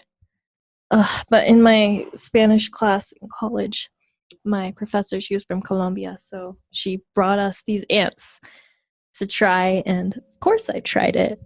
The aftertaste was bad, but like it was fine. It was kind of like popcorn. It was a good experience. Was it live? No, it was like freeze dried. Oh man, that's a difference. Oh, it was good. I mean, it wasn't good, but it was a good thing. I was happy that I got to do that, I guess. Would you ever eat snail? Like escargot? Yeah. Yeah. I don't know if I would. I like octopus. Yeah, I like octopus and octopus squid. Is good, yeah. Sushi in general. Yeah, sashimi. I hate oysters though. I think oysters is like one of my oysters, clams. Things. I think they're good. No, but also I'm not very picky, so I'm gonna eat what you put in front of me, whether or not it's like, I mean, I would prefer not to know what it is if it was something that out there compared to what I'm used to eating. But if you told me after, I wouldn't be like, oh, I just ate that, like what? And I'm not gonna be disrespectful about it either. Yeah, you're not gonna be like brushing your tongue, like. Yeah, exactly. Like even if I want to, I would just say, "Oh yeah, nice." But I don't know. I'm not that easily grossed out, to be honest. Like, I mean, I can be squeamish at times, but I'm not like disgusted by things like that, I guess. What's the most disgusting food you've had? I don't know. Maybe like tripas. I know a lot of people don't really like that. What's that? It's like, it's in menudo, so like Mexican soup, and it's like the lining of a cow's stomach. Some people think it's really gross, but I like it. Also, like pig's feet, patas, are also in that. I've also had, I don't know if I've had cow tongue. I think I probably have. Half of my family is Mexican, so I've had a lot of Mexican food, and I'm not gonna question it. I'm just gonna eat it. So, yeah. I like Mexican food. Yeah, I love it. I've never had a Mexican food that I don't like. Me too. So, yeah. Just when it's spicy. The older I've gotten, the more spice I enjoy. Oh, that's awesome. Yeah. That's great.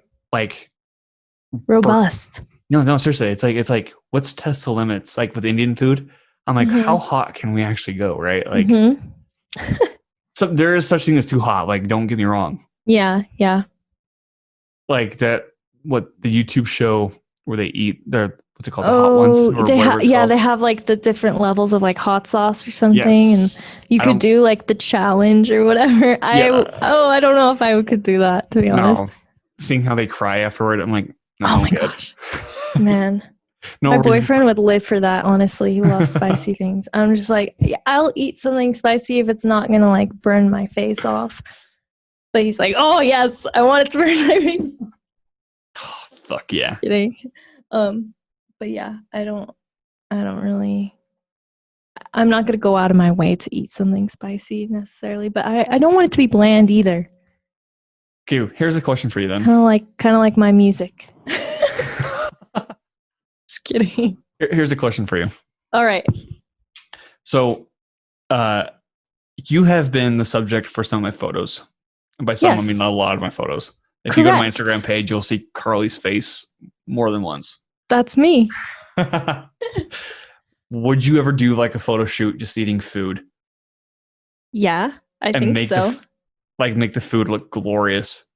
Like Instagram blog, food channel, food traveler, like beautiful. Look at my dish that I'm eating at this wonderful. Yeah, but like in the style, but like very much posed like the way that I shoot photos or whatever. Like, would that be fun? I'd be into that. We should do it for after COVID. Yeah, that would be actually kind of interesting. Like make it artistic, because like food itself is an art, I think. Oh hell yeah! And so it's like we could like mesh those art styles, but like not in a weird way. Obviously, like I'm not trying to do any weird kind of photography, but like as for experimental or like artistic expression, absolutely. And food it's definitely something I'm passionate about. Like at least to a small degree. So yeah, for sure. Because like I've always had this image of like coffee, like oh yes, and coffee, steamed coffee. Like oh my god, coffee in itself is totally a passion of mine. So if it's involving coffee, count me in. Yes. I don't know what the fuck this is, but just know coffee's fantastic. Yes. Just like a photo shoot of coffee beans spilling in your hand, like out of your hand. Yes, I would be into that. And it could be some sort of, you're the visionary. I will model for it. But coffee is essential for sure. Coffee is essential business. Thank you, coffee shops, for being open. Although I make my coffee at home most of the time, I appreciate, coffee from coffee shop. Okay, I miss sitting in a coffee shop, man. How do you make coffee? Because there's a coffee machine and there's some people who French press it. And there's a technique I've seen on YouTube where like they'll put the filter in like a pitcher thing and they'll pour the coffee in a certain way into that and then use that to, I don't know the different ways of making coffee. I use a machine, so I'm not. Well, same. Well, yeah, I don't know that much about coffee. That's something I've kind of wanted to get into. I think it kind of can tie into that realm of like artistic artists. Baristas are artists. But anyway, I usually just use my Keurig. I'm not going to lie. But I also have done French press. So you just buy coffee beans and you grind them up in a coffee grinder. And then you put them into your French press, and then you put the hot water over it, but not too hot, because I learned that you can burn them. You can burn the coffee beans, and it doesn't taste very good. Some people might like that, but I don't think burnt coffee is very good. And then you wait for like 5 minutes or so, or 10 minutes, and then you press it. And so when you put the hot water on it before you press it, it's like steeping. And then when you press it, it like really like pulls out the coffee flavor. And that's French press. I can't explain it in an academic way beyond that and like what the science is or the chemistry, but I know that it is a very specific like flavor to it, and I love it. And then there's also, you just get a coffee filter, and it's a similar concept, but instead of pressing it, you're just putting the hot water through the filter. See, now this is a call for all baristas to come on the podcast and let's get scientific with that. I should talk to my barista friends too and get them on here. And, I guess you could also, if we're talking drinks, you could have bartenders or, like people who are passionate about making like cocktails and things like that. Well, here's the thing. So I found on the rocks, right? Ice, like whiskey on the rocks or whatever, or scotch. Yes. Mm-hmm. What that does is when the water hits it, like it actually like makes the aroma hit harder. Oh. And it makes it smoother in your mouth. So it doesn't lose potency. It just like brings out the flavors and like the smell. That makes a lot of sense. That's amazing. I know. Huh. On the rocks. On the rocks. Yeah. Or like on a whiskey sphere. Oh my God. Yes.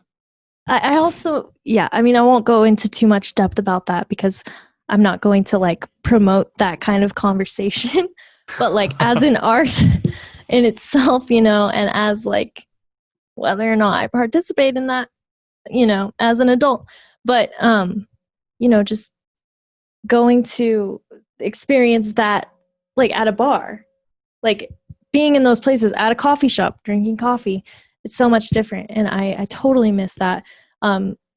Not even necessarily the social aspect, although that, it's hard not to have that as prominently either. But just like being around people and like, I miss people. Yeah. Oh, listen to us. We're like not persons, people, but like people are good. Strangers are good. They are. I'm so like Socialization in general. It is. I'm a knuckler. I'm a knucker. Yeah, that's I like right. Knucks. I like high fives. I like hugs. Yes. But with COVID, I think things are gonna have to kind of change. Yeah, you're totally. I'm gonna have to start winging you're it. You're a hugger for sure, and now you just have to elbow. That's so tragic. Oh God. Or like that. I saw this video of I think it was over in China of these guys getting out of a train wearing face masks, and he's going to go shake a hand. The guy's like, no, and they just like touched feet, like it was like feet shakes essentially. That's kind of cool. That works. I don't know. I mean, you're not directly like touching your hand on someone else's hand, but like you're close to a person to. Well, I guess you could be a foot's length or leg's length. I saw people doing the elbow touch and like on the street the other day. I was like driving, I think it was like at the gas station, probably not the gas station. I haven't had to get gas in my car for a really long time, so that's cool. I was just driving. I was probably just going for a drive. I like pretending like I'm gonna go somewhere, just like going on a drive, feel like I'm gonna go somewhere, or like if I am going somewhere like the store or like to see my mom or whatever. But like I saw people doing that, the elbow bump on the street. Weird, right? Yeah. It's like the new norm, I guess. Oh no. I love handshakes though, like a nice solid like introductory handshake, like it's handshakes good. Are great. No, like seriously, like handshakes, knucks, high fives. Yeah, high fives are all right. Headbutts. No, I'm just kidding. Oh, yeah, the list goes on. But yeah, well, just keep washing your hands, people. Yeah, gross.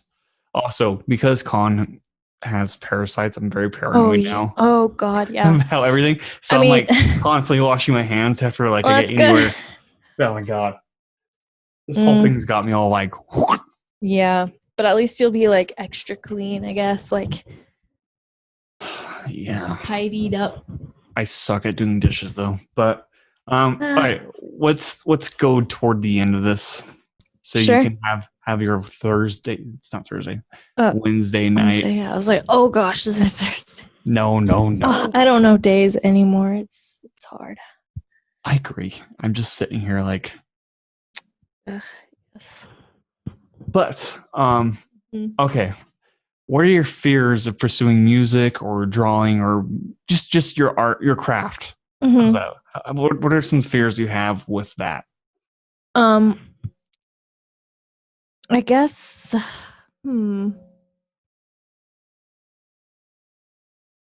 don't know. I have to think about this question for a second, actually. Because it can be a scary thing. Like, it's a very abstract field to go into. So, yeah, I guess I have that typical fear, like starving artist syndrome, not being successful in the craft, or like not, separate from making money, because I think being successful and making money are different. Although making money is successful, being successful doesn't necessarily mean I have to be making money, although I would love to make money from it, but that's not like the main success. But I guess just not being fulfilled by it, which happens. Like, getting into creator's block, it can be very frustrating and not fulfilling. Like, we kind of talked about it earlier, but I've gotten pretty good at getting out of that. Even though I haven't like drawn something in a while, I can still like, I know I'm still capable of doing that, and like I'm fulfilled knowing that I can. But yeah, I guess just like not having my music be heard the way that I want it to, especially like with my band. Like, but I don't want to be like overly confident or anything, but I feel like with this band, I've been in several bands over the years, but this one, and all of my bands have been great, really fun. But this one feels very serious, and feels like it's going to go where it needs to go and where I want it to go, where we want it to go. So even if it takes a long time. But as for fears, yeah, I guess just not having it outreach as much as we want, or like losing momentum, whether it's personal or with the band. With the band, like, even if we have a lull, though, we're always going to have each other to, like, help each other through that rut and, like, get back on our feet. Also, anything I've said about the band that's from my opinion, speaking from myself, I'm not speaking for them. This is just my perspective. You're not the spokesperson. Yeah. And this is more of, like, a Karl Ricky, like, Karlie interview rather than a Miss King one, although I should tell my bandmates to come on as well. Do it. There you go. There's so many people so who I'm like, this. hey, you should be on Chaz's podcast. No, so it's all about the artist, Yes. And I love it. I think it's great. I think, yeah, it's really cool. So fears going forward, like I said, I don't want to be overly confident, but I'm also like a positive person, even with all of like the negativity going on. Like, I just try my best to, do what I can to strive for the success that I truly want, and think that, hopefully I will get it in some way or another. Even with like teaching, like I've been so stressed and like scared about getting a job as a teacher, as a music teacher, because I don't know what the classroom is going to look like in a month, in August, and also I haven't really seen too much out there. I haven't been looking a ton. I've been looking more recently, but I was kind of like, I'm going to take a year off, not go right into teaching, do something else, which I might have to. But now I'm like, dang, I got to get back in the classroom if I can. So I guess just fear of not having something work out, but I know that things will work out in some way or another. And do you do private lessons for teaching? Yes, I do. Currently, just like video lessons, but I will probably only do that for a little while longer, just because I want to really focus on trying to get like something more consistent and like stable. Although I love like helping people one-on-one. So yeah, I do private lessons, and I'm open to private lessons with music and everything. I think I did a post about it. I might have deleted it or something, but on your Instagram. Mm-hmm. That's all you have. Yeah, pretty much. I don't know why I even asked that. Like, I don't see your Twitter pop up. I know. So Marta, who was on last week's episode, mm-hmm. She got off Twitter out of nowhere like 4 years ago. Yeah. And then same. I randomly saw her post something like a couple weeks ago, and I'm like, whoa. You're back on? Like, wait, what? I kind of thought about doing that. Just be like, come out of the woodwork just to say something and then leave again. Like, see if people like even care. That's another thing is at the end of the day, people don't really care. And like, if someone is caring that much about like what I post, thank you, but also find some other people to invest yourself in, like yourself or something. Like I don't think someone's that invested in my posting. Although, like I said, thank you. Like it's flattering if you like the content that I'm putting out there, but I'm kind of moving in a direction away from like being an entertainer via social media and wanting to do that in real life, I guess, more. Ooh, that's an interesting concept of Mm-hmm.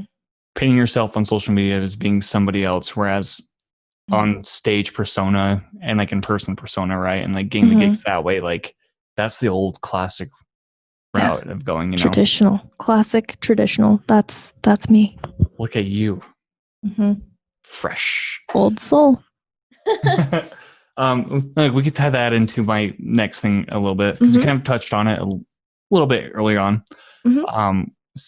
With you wanting to teach people and all that. So I guess like, is that how you hope you can inspire people, or do you just hope in general that like it touches people and inspires them in different way? That's a weird phrasing. Yeah. Anyways, I think I see what you're asking, or at least what I alluding to. Like, I think it's 50-50 of like what like I want to make a difference in the world. That's always been a goal, like as a general life goal and like philosophy and just like purpose. I want to make a difference. I think everyone does in some way or another. And so for me, like part of that, like 50 comes from being a teacher, making a difference in individual students' lives, whatever age. I've taught 3rd grade through 12th grade through people who are older than me. And also like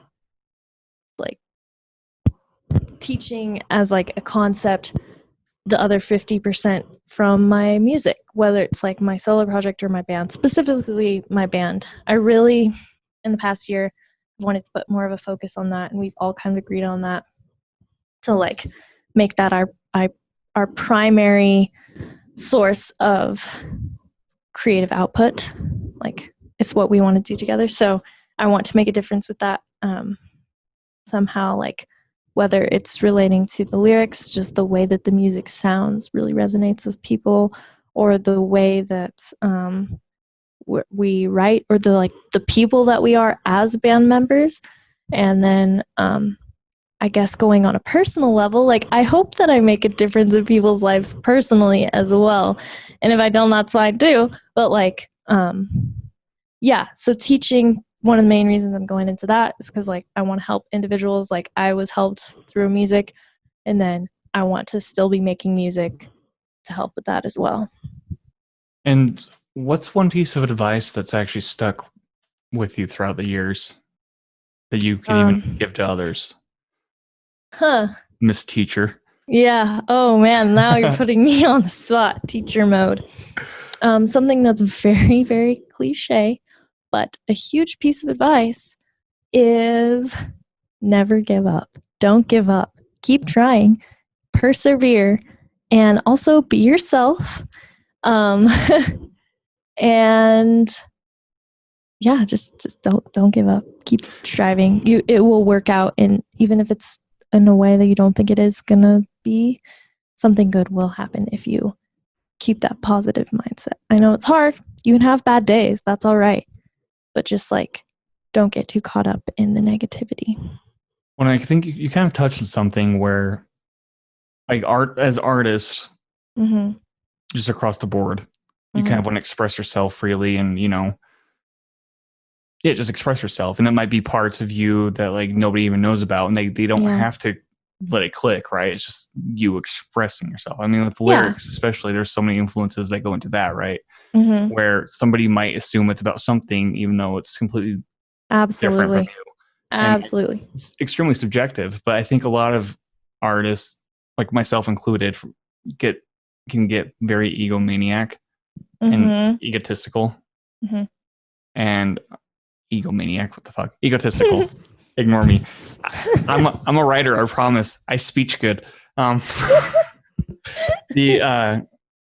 But I think the key is like when you're not yourself, I think you kind of lose your voice, but it's the voice that people are attracted to and that they want to either watch, listen to, read, look at, like it's the voice that makes you who you are. I think as art, like we struggle to find that voice, but like once you find that, like don't be afraid to express that, Yes. Yeah, I totally agree with that. And that's like, I guess part of that bit of like being yourself, because if you're not being yourself in your natural life, in your real life, then whatever art you're putting out there or like persona you're creating is not going to be genuine either. And maybe that's like the point of it. Maybe you want this synthetic person completely separate from who you are. But like, even then, you have to be yourself to find someone who's the antithesis of that. Like, who is not myself that I can put out there. So, yeah. That's so fucking cool. Okay, well, I guess that will be good. That's good. Cool. That's nice. gooder. Where can people find you? Promote your stuff. Oh yeah. I'll throw in a plug here. So my Instagram is the main thing I use, at Karl Ricky, KarlRicky. No spaces or anything. And then my art account is at krickyart, k.ricky.art. And my band, if you want to look into my band, it's msking.music, Miss King Music. And we're on Spotify, Apple Music, everything like that, YouTube Music, Miss King. And we have a few songs out there. I think we have 5 songs that are available for listening now. But we have a lot of stuff that we've been working on, and hopefully we'll have some new stuff out this month. Oh, be on the lookout. Yeah, not for a while, but hopefully. That's exciting. Yes. You can also, it's been hard in quarantine, but yeah. You can also listen to her piece that she did for my short film. Yes. I'm not going to tell you where it's at. You just have to watch it. Yes. Watch the film and you will hear a song by me. Yes. A night of adventure. Adventure night. Adventure time. Night of adventure. It's adventure time in the night. It's on, isn't it on Amazon Prime Video? It is on Amazon Prime and YouTube. That's so cool. And my Check computer. It out. Yeah. I do. I think it's on mine too, or like a rough cut of it, or like just that scene. I think is on my computer. Yeah, you probably have a rough. Some of the edits and like even some of the edits in the final product. Now I'm like, yeah, that stuff critical stuff. Anyway, also YouTube, my channel. There's a music video that Chaz has directed on there. So there's plenty of places that you can find me through either Chaz or me. And we do some collaboration. I enjoy collaborating with you. So thank you. I know. Hopefully look forward to more Chaz and Karl collaborations in the future. There is a partial music video on my computer that I still need to work on. Right. Quarantine would be perfect for that. No, seriously. True. Because for you to know, you know how I used to have a Mac. Mm-hmm. So I got a PC now. Nice. I built the PC. Oh, sick. But I think that footage is still on my Mac, so I have to transfer it all over. But that's I want to do that. That might be good to work on. You should do that. You should totally do that. Hell yeah. Okay, cool. But anyway, okay. You can Thank find you me so on. much. Oh yeah, of course. You can find me on Instagram and Twitter, and the podcast on Instagram, Twitter, and Facebook, and also my YouTube channel. But Miss Karl Ricky, thank you for coming on. Thank you. Thank you so much, Chaz. And I will see you after quarantine. Yes. See you then.